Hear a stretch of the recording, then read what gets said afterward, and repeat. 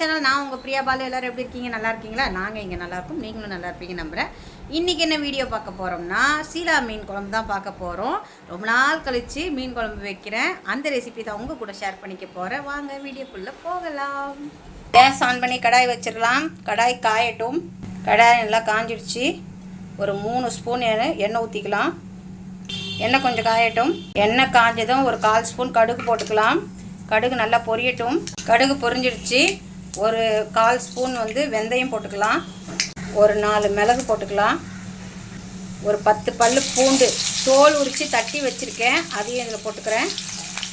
பூண்டு நான் நிறைய யூஸ் பண்ணுவேன், பட் சர்ஜரி பண்ணதுனால நான் இப்போ கம்மியாக யூஸ் பண்ணுறேன். உங்களுக்கு வேணால் கொஞ்சம் தாராளமாகவே போட்டுக்கோங்க. ஒரு கொத்து கருவேப்பிலை, தேவைப்பட்டால் ஒரு பச்சை மிளகாய் கீரி போட்டுக்குங்க. நான் எப்போவுமே போடுவேன், நான் போடலை. வெங்காயம் ஒரு 2 வெங்காயம், மீடியம் சைஸ் வெங்காயம். நல்லா கோல்டன் ஃப்ரை ஆகணும். மீன் குழம்புக்கெல்லாம் நல்லா கோல்டன் ஃப்ரை ஆகணும். ஆனியன் நல்லா ஃப்ரை ஆகிடுச்சு. ஒரு 2 மீடியம் சைஸ் தக்காளி மிக்ஸி ஜாரில் ஃபைன் பேஸ்ட்டாக போட்டிருக்கேன், அதையும் இதில் போடுறேன். 1/4 ஸ்பூன் மஞ்சத்தூள். வெங்காயம் தக்காளி பச்சை வாசனை போகட்டும். நல்லா வெங்காயம் தக்காளி நல்லா எண்ணெய் பிரிஞ்சு வந்துடுச்சு. நம்ம இந்த ஸ்டேஜில் ஒரு 50 கிராம் புளி நல்லா ஊற வச்சு கரைச்சிருக்கேன், அதை இதில் நம்ம இப்போ மிக்ஸ் பண்ணிடலாம்.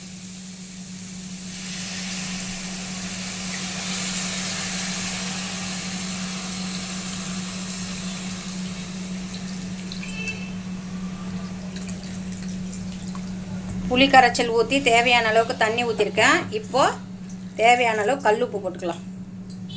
தேவையான அளவுக்கு காரம் போட்டுக்கலாம்.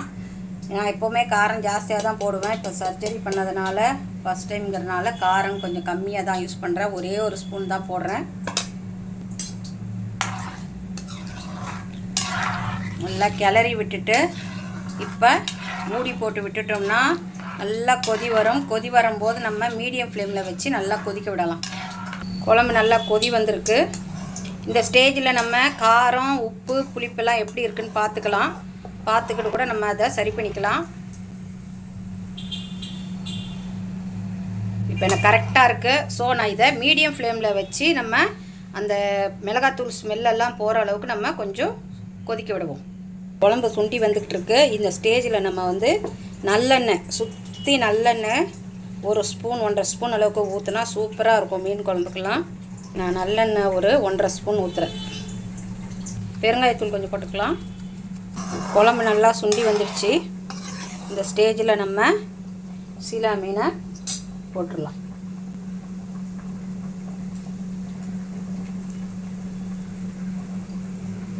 மீனை போட்டுட்டு ரொம்ப நேரம் வைக்கக்கூடாது. ஒரு 2 மினிட்ஸ் கொஞ்சம் கொதிக்க விட்டுட்டு ஆஃப் பண்ணிவிட்டு மூடி வச்சிட்டோம்னா அது வெந்துடும். சீலா மீன்லாம் சீக்கிரமாக வெந்துடும்.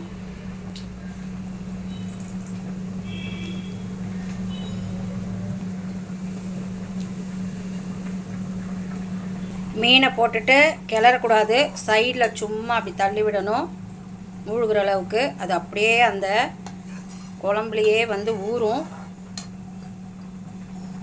ஒரு 2 செகண்ட் வச்சு கேஸ் ஆஃப் பண்ணிவிட்டு கொத்தமல்லியை தூவிட்டு மூடி வச்சிட்டோம்னா சூப்பரான சீலா மீன் குழம்பு ரெடி.